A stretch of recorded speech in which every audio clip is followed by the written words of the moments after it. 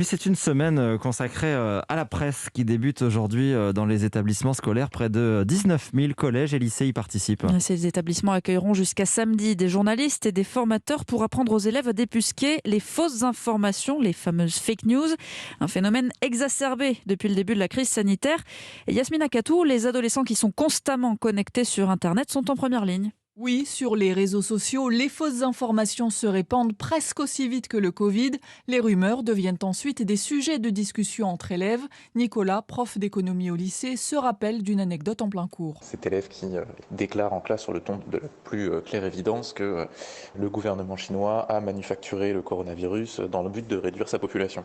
Alors quand on est confronté à ce genre de choses, on ne sait pas vraiment quoi dire, quoi. Et ce genre d'intox, Nicolas en entend souvent depuis le début de la crise sanitaire. Sur les réseaux sociaux, pas facile de démêler le vrai du faux. Les élèves, en fait, ont souvent du mal à distinguer qui parle, en fait. Lydie Marin est journaliste, elle intervient dans les collèges et lycées. Elle donne aux jeunes les outils pour démasquer les fake news. Se demander d'où vient l'information, de quel média elle vient, qui l'a écrite, est-ce que c'est un journaliste, un scientifique, un citoyen lambda?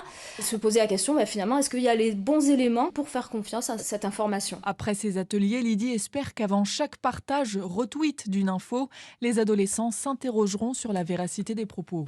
Les précisions de Yasmina Katou. Voilà.